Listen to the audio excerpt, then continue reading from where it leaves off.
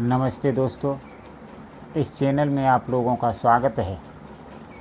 इस चैनल के माध्यम से हम आप लोगों को बता दें कि आज के समय में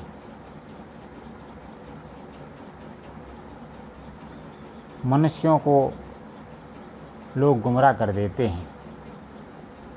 कैसे? एक स्त्री पुरुष का जोड़ा एक गांव में रहता था। जो स्त्री का घर गांव से थोड़ा अलग था और वहाँ स्त्री रहती थी। तो एक दिन ऐसा हुआ, एक नौजवान लड़का बाबा का रूप धर करके, भेष बदल करके उस स्त्री की झोपड़ी से निकलता है। लेकिन बात ये थी, उस स्त्री के कोई भी संतान पैदा नहीं हुई थी, बहुत समय हो चुका था।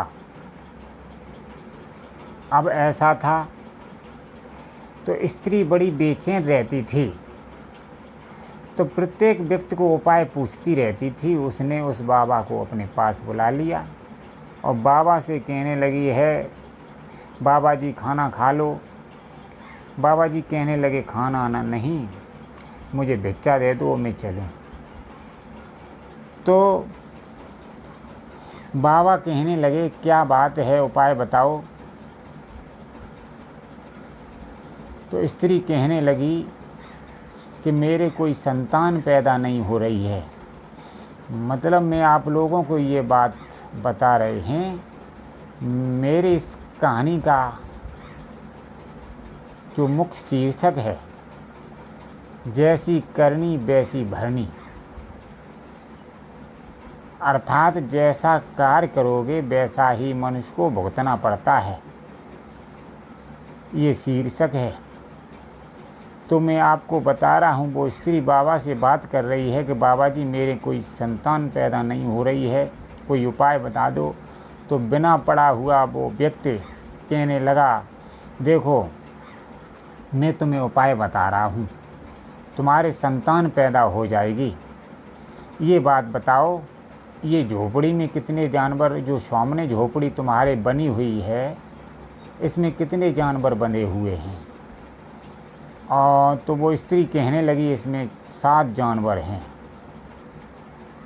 अच्छा 7, तुम कितने पुत्रों को चाहती हो? स्त्री कहने लगी, मुझे 5-6 पुत्र जरूर हो जाएं। तो बाबा जी कहने लगे कि तू इस झोपड़ी में आग ही लगा दे। तो दोस्तों क्या हुआ है, उस बाबा के कहने से उस स्त्री ने आधी रात के समय उस झोपड़ी में आग ही लगा दी। तो क्या हुआ, आग ही लगने से वे 7 जानवर बुरी तरह से चीख चीख के मृत्यु को प्राप्त हो गए। इधर ये सब हाल जो उस स्त्री का ससुर था, बूढ़ा बाड़ा था, उसने सब जान लिया था, सुन लिया था कि ये मेरे लड़के की बहू ने क्या किया। अब ऐसा हुआ, सुबह के समय जब लोग आए, बड़ी मुश्किल से उस अग्नि को बुझाया है, देखा तो 7 जानवर अपने प्राणों को छोड़ चुके हैं। अब ऐसा हुआ, धीरे धीरे समय बीता, उस स्त्री के 7 पुत्र पैदा हुए। तो ये बात बाबा जी को बहुत बुरी लगी। बाबा जी सोचने लगे, भगवान के दरबार में अंधेर है, न्याय नहीं है। लेकिन हुआ क्या, धीरे धीरे जो भी पुत्र नवजवान होता है और उसकी शादी जैसे ही होती है वो ख़त्म हो जाता है। धीरे धीरे जिसकी शादी होती गई धीरे धीरे सभी के सभी ख़त्म होते गए। मतलब कहने का तात्पर्य है उसके 7 पुत्र शादी के होते ही ख़त्म होते गए। तो बहुत पछतावा हुआ उस स्त्री और उसके पति को। जब ये बात देखी है बाबा जी ने, उसके ससुर ने, तो सोचने लगे भगवान के दरबार में अंधेर नहीं देर है। जब सारा हाल बताया है, उसके ससुर ने उस स्त्री से कहा है कि तुमने ये कुकर्म जो किया है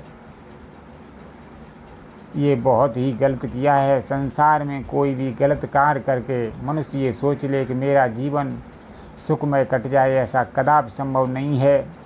अपने ससुर की बात को सुन करके वो स्त्री बहुत दुखित हुई और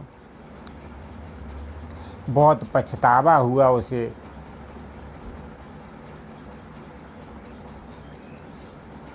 तो मतलब कहने का तात्पर्य है कि जैसा आप कर्म करोगे वैसा ही दुख भुगतना पड़ेगा। परमात्मा के दरबार में ये न्याय है कि जो कोई मनुष्य जैसा कर्म करता है उसे वैसा ही फल प्राप्त होता है। तो मैंने इस चैनल के माध्यम से आप लोगों को समझाया है कि जैसा कर्म करोगे वैसे ही फल को आप प्राप्त होगे। अच्छा करोगे तो अच्छे को प्राप्त होगे, गलत करोगे तो गलत को प्राप्त होगे।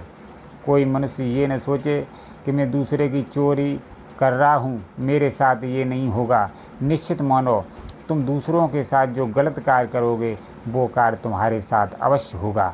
ये परमात्मा का काट नियम है। इसलिए ज़्यादा न कहते हुए मैं यही बताना चाहता हूँ कि मनुष्य जैसी करनी करेगा वैसा ही फल भुगतेगा। धन्यवाद मित्रों।